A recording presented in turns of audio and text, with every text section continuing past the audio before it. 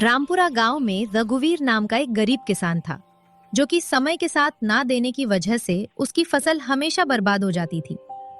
वो परेशान होकर अपने घर लौट रहा था, तभी एक बूढ़ी औरत उसे देखकर जोर जोर से हंसने लगती है।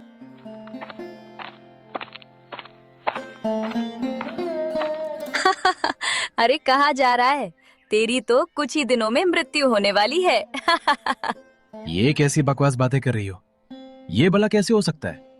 अरे मैं अभी तो अच्छा खासा हूँ, फिर मैं कैसे मरूंगा? मारने वाला कोई और नहीं बल्कि तेरा ही बेटा होगा। वो तुझे मारेगा और तेरे साथ तेरी पत्नी को भी, और साथ ही पूरे गांव पर खतरा बनकर टूटेगा। इसलिए कुछ ऐसा कर जिससे ये सब रुक जाए। ये क्या सठिया गई हो क्या बुढ़ापे में? हैं? अभी मेरा बेटा सिर्फ 8 साल का है, वो भला मुझे कैसे मार सकता है? दिमाग ठीक तो है तुम्हारा? मेरा कहा हुआ कभी झूठ नहीं होता, और ये सच है। वो बूढ़ी औरत वहां से चली जाती है और रघुवीर भी परेशान होकर जाने लगता है। तभी ये बातें सुरेश सुन लेता है। ओ ओ ओ ओ, तो इसका मतलब ये हुआ कि रघुवीर के बेटे से पूरे गांव को खतरा है, और मुझे ये बात जाकर मुखिया जी को बतानी चाहिए, और रघुवीर के बेटे को किसी न किसी तरह से तो मारना ही होगा, नहीं तो पूरे गांव वाले खतरे में पड़ जाएंगे। हाँ, जल्दी से जाता हूँ मुखिया जी के पास। इतना कहकर सुरेश भागकर मुखिया के पास जाता है।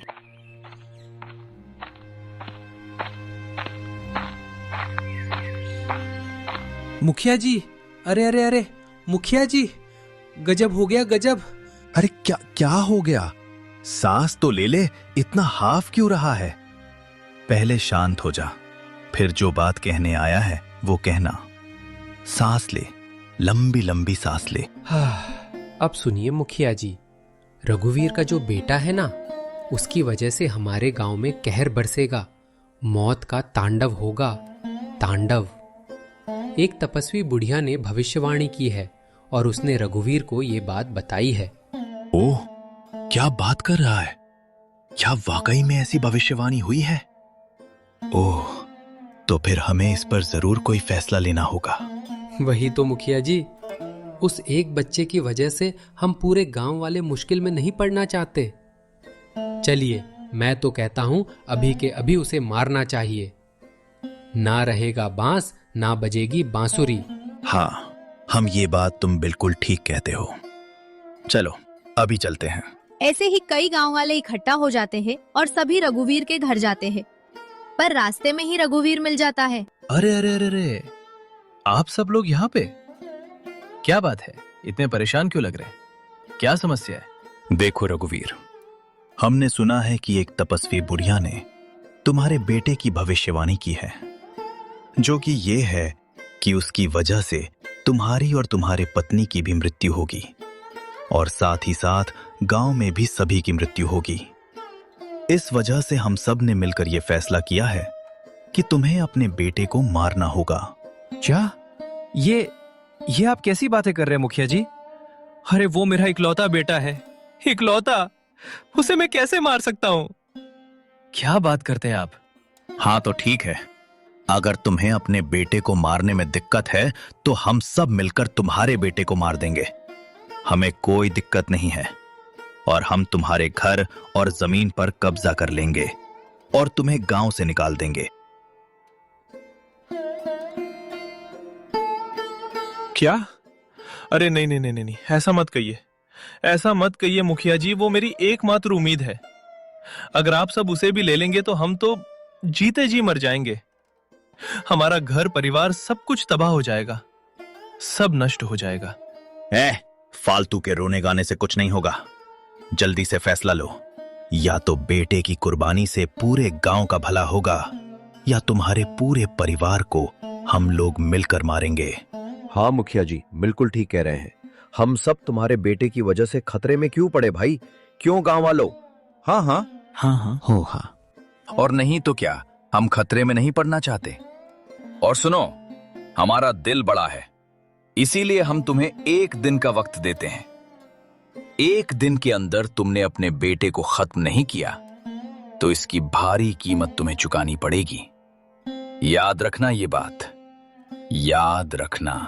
सभी वहां से चले जाते हैं और रघुवीर परेशान होकर घर पहुंचता है। अरे राम राम राम।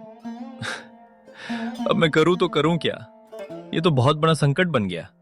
अगर मैं अपने बेटे को नहीं मारता तो हमारी जमीन और घर सब चले जाएंगे और ऊपर से गांव वाले सब खतरे में पड़ जाएंगे। ये मैं कहां फंस गया? अब मैं क्या करूं, कैसे करूं, समझ नहीं आ रहा। क्या हुआ जी? आप इतने परेशान क्यों लग रहे हैं? सब ठीक तो है ना? गौरी, अरे मैं तुम्हें क्या बताऊं, तुमको पता है आज मैं खेत से लौट रहा था तो एक बूढ़ी औरत मिली। उसने हमें बताया कि हमारा बेटा हम दोनों की हत्या करेगा और साथ ही पूरे गांव वालों पर कहर बनकर टूटेगा। ये कैसी बातें कर रहे हो? भला ऐसा थोड़ी ना होता है। हमारा बेटा तो अभी सिर्फ 8 साल का है। आप ये सब दिमाग से निकाल दीजिए। शायद कोई पागल औरत होगी। अरे नहीं भाई, वो कोई पागल औरत नहीं थी। क्या मैं पागल औरत को नहीं जानता क्या? वो बहुत बड़ी ज्ञानी, कोई तपस्वी महात्मा लग रही थी। मुझे उसकी बात माननी होगी।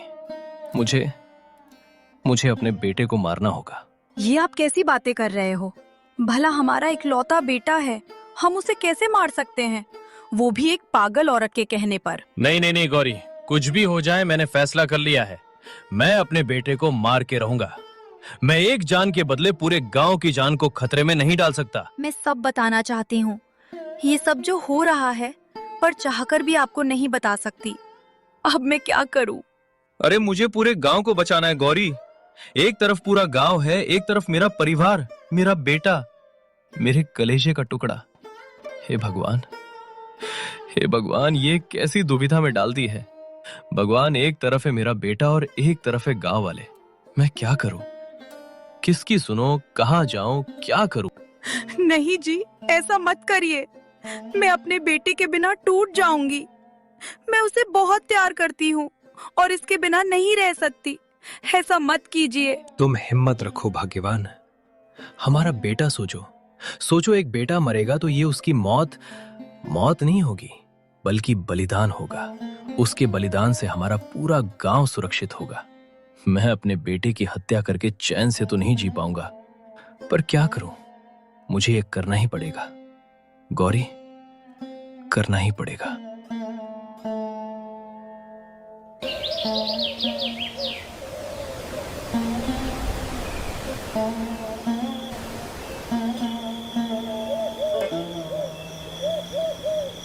तभी मुखिया वहां पर आ जाता है। तो रघुवीर, आखिरकार तुमने क्या फैसला किया? तुम दोनों अपने बेटे की बलि दे रहे हो या नहीं? साफ साफ स्पष्ट बताओ। मुखिया जी, ये बहुत बड़ी दुविधा है। हमें थोड़ा वक्त दीजिए। हम आज ही अपने बेटे की बलि दे देंगे। बहुत अच्छे, बहुत अच्छे।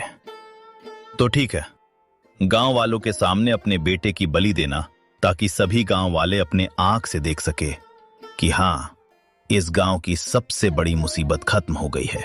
नहीं मुखिया जी, मैं नहीं चाहती कि मेरे बेटे का खून कोई देखे। मैं उसे अकेले में मारना चाहती हूँ, क्योंकि मेरा बेटा बहुत मासूम है और उसकी हत्या का तांडव मैं नहीं चाहती कि गांव के और बच्चे देखकर डर जाएं। ये भी ठीक है। ठीक है, तुम सही कह रही हो। तो तुम अकेले में अपने बेटे की बलि दो। ठीक है। इतना कहकर मुखिया वहां से चला जाता है।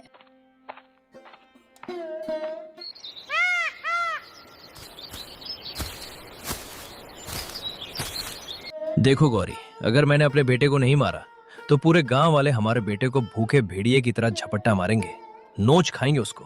ठीक है, बस मेरी एक बात मान लीजिए। ओहो, समझ क्यों नहीं रही हो? ठीक है, क्या बात है, बोलो, जल्दी बोलो।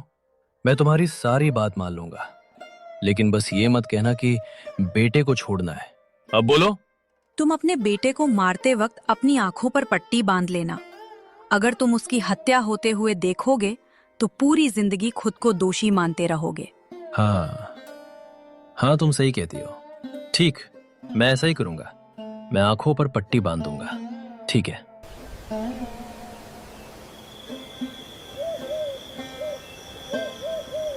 फिर रघुवीर अपनी आंखों पर पट्टी बांधकर अपने बेटे की हत्या कर देता है और ऐसे ही कई दिन बीत जाते हैं। लेकिन रघुवीर खाना पीना सब छोड़कर बैठ जाता है। अरे मैंने ऐसा कौन सा कर्म किया था भगवान, जो मेरे हाथों मेरे ही इकलौते संतान की हत्या हो गई। मैं तो जीते जी मर गया, जीते जी अब जीने की बिल्कुल इच्छा नहीं है। अरे मुझे उठा लो, मुझको भी उठा लो, मुझको भी उठा लो।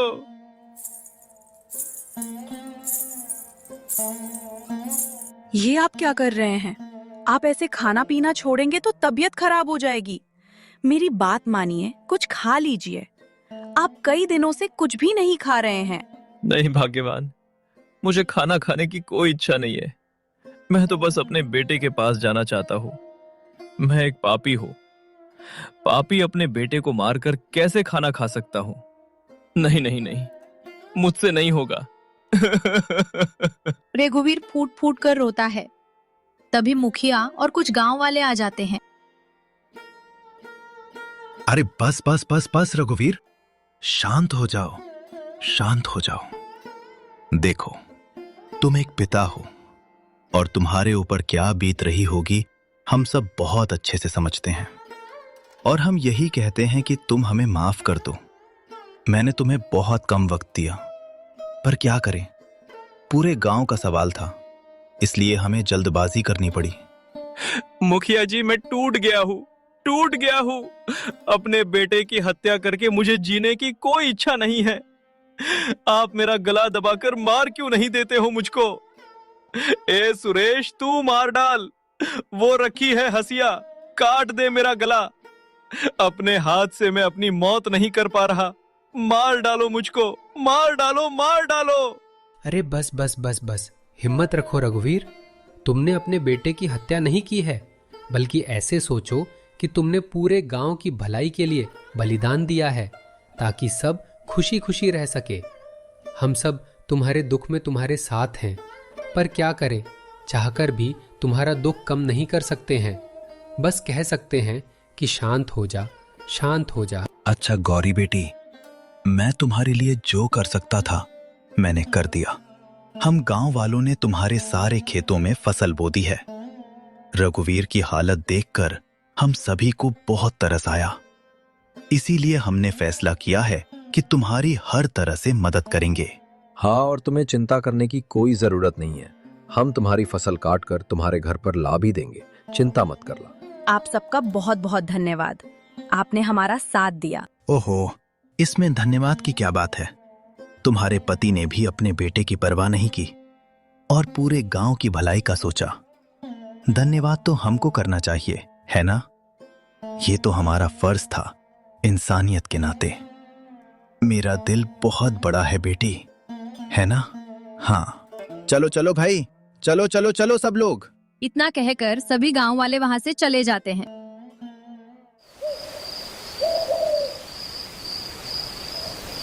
वक्त आ गया है, मुझे अब उससे मिलना ही होगा।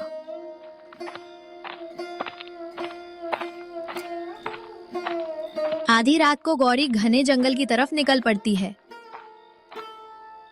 तभी जंगल में एक आदमी दिखाई देता है।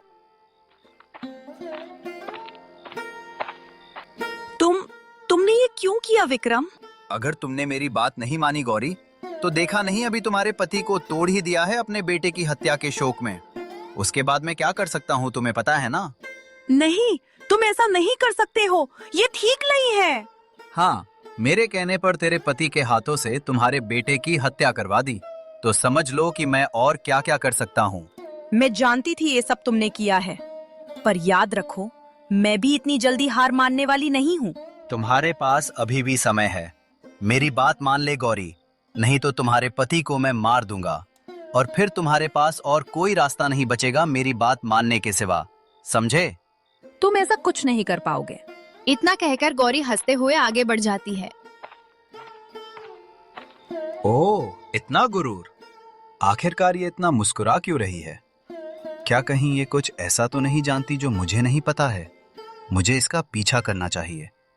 जो कुछ भी छिपा है मुझे खुद ही पता चल जाएगा। हाँ, वो चुपके से गौरी का पीछा करता हुआ घने जंगल की ओर बढ़ जाता है। और गौरी घने जंगलों की ओर चली जाती है। कुछ दूर जाने के बाद उसे एक बैल मिलता है। आओ आओ आओ आओ।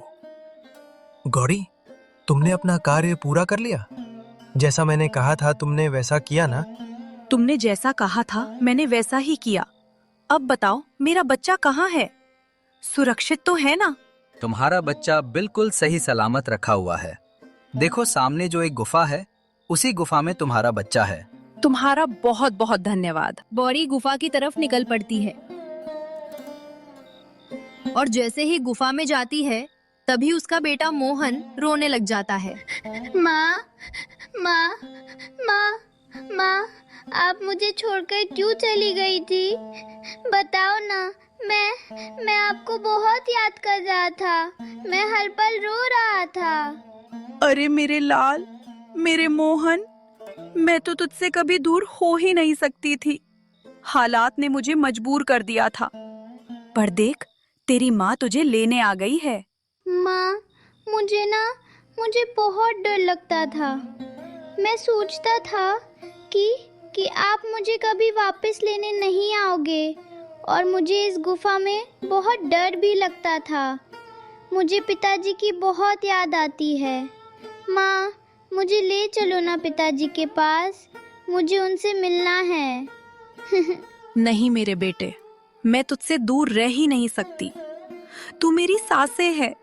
अब चाहे कुछ भी हो जाए, मैं तुझे फिर कभी अकेला नहीं छोड़ूंगी। दोनों रोते हुए एक दूसरे को कसकर गले लगा लेते हैं। तभी उसका पीछा करते हुए वहां पर विक्रम आ जाता है। ओ, तेरा बच्चा तो मर गया था ना? फिर ये क्या चक्कर है? ये जिंदा कैसे है? जैसे तूने उस तांत्रिक बुढ़िया से मिलकर मेरे पति और गांव वालों को फंसाया था, उसी तरह मैंने अपने बच्चे को बचा लिया। अच्छा, तो तूने इस बच्चे को जान से मारा ही नहीं और इसे यहाँ छुपा कर रख दिया। क्यों रे, है ना? तू एक माँ की शक्ति को देख। एक माँ अपने ऊपर आ जाए तो अपने बच्चों को कहीं से भी बचा लेती है। फिर तू तो एक धोखेबाज है। तेरी वजह से मैं अपने बच्चे की बलि चढ़ने देती। ये कौन है माँ? और ये इस तरह से बातें क्यों कर रहा है? कौन हो तुम? चले जाओ यहाँ से, समझे? कुछ नहीं बेटा, बस ये एक गंदे किस्म का आदमी है जिसके बारे में ना ही जानो तो ही बेहतर रहेगा। मैं तेरी अकल अब ठिकाने लगाता हूँ। मैं जाकर गांव वालों को तुम्हारी सारी सच्चाई बता दूंगा, जिससे कि वो खुद ही तुम्हें, तुम्हारे बेटे और तुम्हारे पति को मार देंगे। अब तू देख मैं क्या करता हूँ। बड़ी आई चालबाज। तू ऐसा कभी नहीं कर पाएगा। मैं ऐसा ही करूंगा। तू मुझे कभी नहीं रोक पाएगी। अब देख तेरा असली चेहरा कैसे सबके सामने आता है। रुक जा तू अब। इतना कहकर विक्रम वहां से भागकर गांव की तरफ चला जाता है। माँ, वो तो गांव की तरफ जा रहा है। अब क्या होगा हमारे साथ? कहीं सच में गांव वाले मुझे मार तो नहीं देंगे ना माँ? नहीं माँ, मैं अभी नहीं मरना चाहता। मैं आपके साथ और पिताजी के साथ रहना चाहता हूँ। आपके साथ खेलना चाहता हूँ। नहीं मरना मुझे माँ, नहीं मरना। कुछ नहीं होगा बेटा, मैं हूँ ना, तुम्हें कुछ नहीं होने दूंगी। तभी वहां पर बैल आ जाता है। सुनो, वो जाकर अब गांव वालों को तुम्हारी सच्चाई बता देगा, जिससे कि गांव वाले गुस्से में आग बबूला हो जाएंगे और तुम्हारे बेटे को जान से मार सकते हैं। अब मैं क्या करूं? अब मैं गांव वालों का गुस्सा कैसे शांत करूंगी? वो लोग तो विक्रम की बात सुनकर मेरे बेटे के साथ पता नहीं क्या करेंगे। तुम ही मुझे कोई रास्ता बताओ ताकि मैं अपने बेटे को बचा सकूं। सुनो, मैं तुम्हें एक फूल के बारे में बताता हूँ। वो एक ऐसा फूल है जिसकी खुशबू से गांव वाले तुम पर गुस्सा नहीं करेंगे और तुम्हारी बातें आराम से सुनेंगे। ठीक है, पर वो फूल कहाँ होगा? मुझे बताइए। मुझे वो फूल चाहिए ताकि मैं गांव वालों को सब बात समझा सकूं। सुनो, फूल पाने के लिए तुम्हें कोई कीमती चीज उसके पास देना होगा, क्योंकि बिना कीमती चीज दिए वो फूल नहीं देता है। मेरे पास अभी कुछ कीमती नहीं है सिवाय मेरे प्राण के। मैं अपने प्राण देने को तैयार हूँ, बस मुझे वो फूल ला दो। ठीक है, वो फूल लाकर देता हूँ। तुम यहीं रुको, मैं लेकर आता हूँ।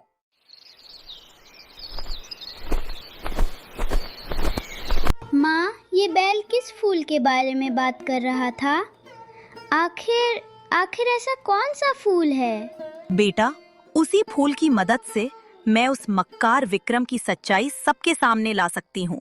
ओह, फिर तो ये बहुत अच्छी बात है माँ। फिर थोड़ी ही देर में वो बैल फूल लेकर आ जाता है। तुम्हें ये फूल कहाँ से मिला है? तुमने क्या बलिदान किया है? तुमने ही तो कहा था कि कोई कीमती चीज लेने के बाद ही ये फूल मिलता है। बताओ, तुमने ऐसा मेरे लिए क्या कुर्बान किया? तुम उसकी फिक्र मत करो, मैंने क्या बलिदान किया है। समय आने पर तुम्हें सब पता चल जाएगा। अभी बस अपने बेटे और अपने पति को बचाने पर ध्यान दो। जाओ। बहुत बहुत धन्यवाद, तुम मेरी बहुत मदद कर रहे हो। तुमने भी तो मेरी बहुत मदद की है ना, ये तो मेरा फर्ज है। जाओ जाओ जाओ जाओ जाओ जाओ। माँ, ये बैल कौन था? इसने मेरी जान बचाई और इतने दिनों तक मेरी देखभाल भी की, पर मुझे इनके बारे में कुछ भी नहीं पता। ये कौन है? ये बोलते क्यों हैं हमारी तरह? मैंने और जानवरों को तो नहीं देखा बोलते हुए। बेटा, ये तुम नहीं समझोगे। जब तुम बड़े हो जाओगे तब इसके बारे में सब समझ जाओगे। अब चलो, हमें गांव जाना होगा। गौरी और मोहन वहाँ से निकल जाते हैं। वहीं दूसरी तरफ विक्रम गांव पहुँच जाता है। अरे सुनो सुनो सुनो, सभी गांव वालों सुनो, ध्यान से सुनो। ये रघुवीर का बेटा मरा नहीं है, वो जिंदा है, जिंदा। उसकी पत्नी ने हम सबको धोखा दिया है, क्योंकि उसने अपने बेटे को जिंदा रखा और हमें मौत के तांडव में डाल दिया। इसकी वजह कोई और नहीं बल्कि रघुवीर की पत्नी है। पत्नी गौरी, वही इसकी जिम्मेदार है। क्या कहा? उसकी पत्नी ने अपने बेटे को बचा लिया? नहीं नहीं नहीं नहीं, उसने साफ साफ धोखा दिया है। इसे हम जीवित नहीं छोड़ेंगे। गांव वालों, अब कोई मौका नहीं दिया जाएगा। बिल्कुल मुखिया जी, आप बिल्कुल ठीक कह रहे हैं। उसने अपने बेटे को बचाने के लिए हम सब की जान को खतरे में डाल दिया है। उसे इसकी सजा तो मिलनी ही चाहिए। हाँ, बिल्कुल सही। और ऐसी औरत की वजह से हमारे गांव के कितने आदमी मारे जाएंगे, बताओ भला। तभी ये बात रघुवीर सुनकर घर से बाहर आता है। अरे अरे अरे, ये तुम लोग क्या कह रहे हो? अरे मैंने तो अपने बेटे को अपने इन्हीं हाथों से मारा था, फिर वो कैसे जीवित हो सकता है? अरे कैसे? क्या? सीधी सी बात है कि तुम्हारी पत्नी ने तुमको भी धोखा दिया है। वो अपने बेटे को एक गुफा में छुपा कर रखी थी। मैं अभी उसे देखकर आया हूँ। दोनों लिपट लिपट कर रो रहे थे। बस बहुत हो गया रघुवीर, अब इसकी सजा हम देंगे। तुम्हारे बेटे को हम सब मिलकर मारेंगे और तुम्हारी पत्नी को भी इसकी कड़ी से कड़ी सजा देंगे। उसने हमें नहीं बल्कि पूरे गांव को धोखा दिया है। ठीक है साथियों, तो हम सब उसे देखते ही खत्म कर देंगे, वरना पता नहीं हमारे गांव में और कितनों की मौतें होंगी। चलो। तभी गौरी अपने बेटे के साथ वहाँ पर आ जाती है और एक गांव वाला चाकू लेकर दौड़ता है और मोहन को मारने की कोशिश करता है। तभी गौरी वो फूल निकालकर उस व्यक्ति के आगे रख देती है। गांव वाले फूल की खुशबू से शांत हो जाते हैं और वहीं रुक जाते हैं। हाँ, ये तुमने क्या किया? हमारे गांव वालों पर तुमने काला जादू किया है क्या? मुखिया जी, शांत हो जाइए। हमने कोई काला जादू नहीं किया। ये इस फूल की खासियत है कि एक गुस्से वाले आदमी को शांत कर देता है। मैं आप सबको एक बात बताना चाहती हूँ। बस अब मैं तुम लोगों की कोई बात नहीं सुनने वाला हूँ। मैं समझ गया हूँ कि तुमने क्यों कहा था कि अपनी संतान की बलि अकेले में देना चाहती हो, ताकि अपने बच्चों को बचा सको, है ना? और हम सबको बेवकूफ बना सको, है ना? नहीं मुखिया जी, ये सच नहीं है। जो मैं कह रही हूँ वो सच है, झूठ नहीं है। भाग्यवान, मुझे समझ में नहीं आया कि तुमने आखिरकार हमारे बेटे को बचाया कैसे। मैंने तो उसे अपने हाथों से मारा था, फिर ये कैसे हुआ? जी, मैंने आपकी आंखों पर जो पट्टी बांधी थी, उसे बांधते ही मैंने मोहन को वहाँ से हटा दिया था और वहाँ एक केले का धम रख दिया था, ताकि आप जोर से काटो और आवाज आए तो आपको लगे कि आपका बेटा इस दुनिया में नहीं है। और आप उसी वक्त बेहोश भी हो गए थे, तो आपको कुछ भी पता नहीं चला था। ओह, तो फिर मोहन कैसे और कहाँ था इतने दिनों तक? मेरी एक बचपन की अच्छी दोस्त है जिसने मेरी मदद की और मेरे बच्चे को सही सलामत अपने पास रखा। गौरी, तुमने हम सबको धोखा क्यों दिया? हमारी जान खतरे में क्यों डाली है? अरे मैं कहता हूँ इसे मारना होगा, वरना कीमत पूरे गांव के लोगों को चुकानी पड़ेगी। नहीं नहीं नहीं नहीं, कोई भी मेरे बच्चे को मत छूना। मैं बिना अपने बच्चे के नहीं रह सकता। बस बहुत हो गया। अरे मैं कहता हूँ इसे मारना होगा, वरना कीमत पूरे गांव के लोगों को चुकानी पड़ेगी। चुप हो जाओ। विक्रम, तुम्हारी वजह से ही ये सब हो रहा है। क्या बात कर रही हो बेटा? इसकी वजह से? ये क्या कह रही हो तुम? मुखिया जी, वो भविष्यवाणी झूठी है। उस बूढ़ी औरत ने मेरे पति से झूठी बातें कही थी। ये कैसे हो सकता है? वो कभी झूठी भविष्यवाणी नहीं करती है। उस बूढ़ी औरत को ढेर सारा धन चाहिए था। वह तंत्र विद्या करते हुए भी झोपड़ी में रह रही थी और ढेर सारा धन ले लिया था। इसीलिए उसने झूठी भविष्यवाणी की, इस विक्रम की वजह से। अब मैं ऐसा क्यों करूंगा? ये साफ साफ झूठ है। झूठ बोल रही है। झूठ मैं नहीं बोल रही हूँ, तुम बोल रहे हो। ये कई सालों से मेरे पीछे हाथ धोकर पड़ा है। इसने मुझे कहा कि मैं इससे शादी कर लूं, नहीं तो ये मेरे बेटे को जान से मार देगा। मैंने इसकी बात नहीं मानी तो इसने उस बुढ़िया के साथ मिलकर हमारे बेटे को मारना चाहा, ताकि मैं शादी के लिए हाँ कर दूं। अरे तुम्हारी इतनी हिम्मत! मेरी पत्नी के साथ तूने ऐसा किया? मैं तुझे जीवित नहीं छोड़ूंगा। रुक जा, रुक जा। अरे तो तुम झूठ बोल रही हो। मैंने ऐसा कुछ नहीं किया। रुको। अरे अरे अरे अरे। इतना कहकर विक्रम वहां से भाग जाता है। अगर ये सच है बेटा, तो तुमने हमें इतने दिनों से क्यों नहीं बताया? क्योंकि उसने मुझे धमकी दी थी। अगर मैंने ये बात किसी को भी बताई तो वो मेरे पति को मार देगा। चलो, इसका भाई जमींदार इसका फैसला करेगा और तुम्हें न्याय दिलाएगा। चलो मेरे साथ चलो। ओहो, क्या बात है, क्या बात है। आप इतने सारे लोग एक साथ, बताइए कैसे आना हुआ? जमींदार, आपके भाई विक्रम ने गौरी के साथ बिल्कुल भी ठीक नहीं किया है। ऐसा क्यों कह रहे हैं मुखिया जी? ऐसा क्या कर दिया मेरे भाई ने? वो मुझ पर गलत नियत रखता था और मुझे शादी करने के लिए मजबूर करना चाहता था। इसीलिए उसने मेरे बच्चे को मारना चाहा। सच है, ऐसा ही किया है उसने, मेरी पत्नी और मेरे बच्चे के साथ। मैं तो जीते जी मर गया था, मेरा कलेजा फट गया था। लेकिन अब मेरी पत्नी की वजह से जीने की एक वजह तो मिली है मुझे।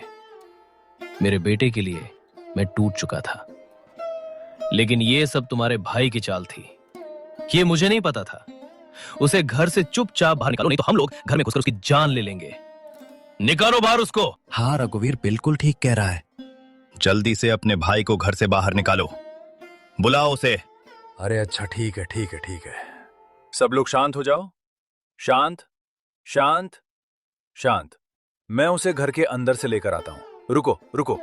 हे विक्रम, ये बाहर सब लोग भीड़ क्यों लगाए खड़े हैं? तुमने क्या किया है? जी, आप तो हर वक्त मेरे देवर के पीछे रहते हैं। ये मासूम है, ये भला क्या बिगाड़ सकता है? अरे तू तो चुप कर भाग्यवान। ये सब तेरे ही लालच और प्यार का नतीजा है। ज्यादा लाड कर रही थी ना उसको। ले अब। हाँ, नहीं तो अगर मैंने कोई फैसला नहीं लिया तो सभी हमारे घर में घुसकर तोड़ फोड़ कर देंगे और इसको मारेंगे अलग से। भैया भैया, मैंने कुछ नहीं किया। ये सब लोग झूठ बोल रहे हैं। अच्छा, तो पूरा गांव एक साथ मिलकर झूठ बोल रहा है और तू एक अकेला राजा हरिश्चंद्र की औलाद है जो सच का देवता बना बैठा है। क्यों रे झूठे हैं? जमींदार विक्रम को खींचते हुए घर से बाहर लेकर आता है। आप छोड़ दीजिए मेरे देवर को। उसके साथ ऐसा क्यों कर रहे हैं? ये गांव वाले सब झूठ बोल रहे हैं। ये मेरे देवर की खूबसूरती से जलते हैं। उनकी बातों पर विश्वास मत कीजिए। अरे चुप रहो। अगर एक शब्द और बोली ना तो मुझसे बुरा कोई नहीं होगा। इसलिए शांत होकर घर के अंदर चली जाओ। जाओ। अरे तू रुक जा, मैं तुझे अभी जीवित नहीं छोड़ूंगा। अरे तेरी हिम्मत कैसे हुई मेरे परिवार के साथ ऐसा करने की? तेरी तो रुक जा। अरे बस बस बस बस बस, ठीक है ठीक है ठीक है। रुको रुको, शांत शांत शांत। मैं अपने भाई को गांव और घर दोनों से निकालता हूँ। ये मेरा फैसला है। क्या? ये आप क्या कर रहे हैं भैया? भैया भैया भैया भैया, मैं कहाँ जाऊंगा? मैं तो किसी को जानता भी नहीं हूँ। मुझे माफ कर दो, मुझसे गलती हो गई। अब से मैं कभी ऐसा नहीं करूंगा। माफ कर दो भैया, माफ कर दो। शांत हो जा। तुझे ये सब कुछ, ये पूरा का पूरा कांड करने से पहले सोचना चाहिए था। अब गांव में ऐसी हरकतें मत करना। चुपचाप यहां से निकल जा। हमें तुझसे कोई मतलब नहीं। ना हम तुझे जानते, ना तू हमें जान। बस जा यहां से। विक्रम वहां से चला जाता है।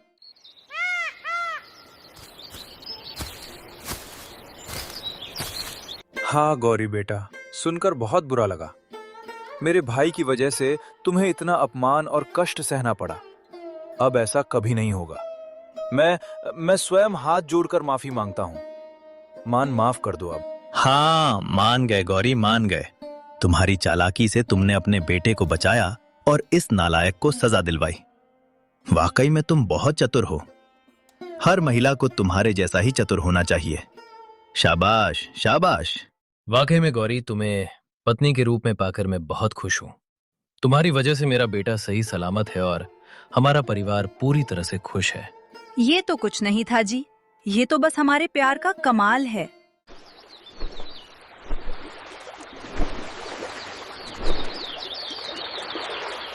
माँ, पिताजी, आप लोग कहाँ गए थे?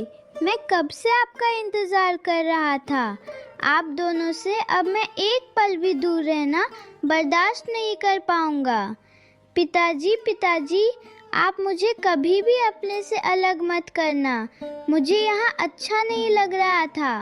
मैं तो कब से मम्मी से बोल रहा था कि पिताजी से मिलवाओ मिलवाओ। हाँ बेटे, मुझे माफ कर दे। मैं झूठी भविष्यवाणी के चक्कर में तुम्हें मारने चला था। मैं क्या कहूँ, मैं शर्मिंदा हूँ। माफ कर दे बेटे, माफ कर दे। नहीं पिताजी, कोई बात नहीं।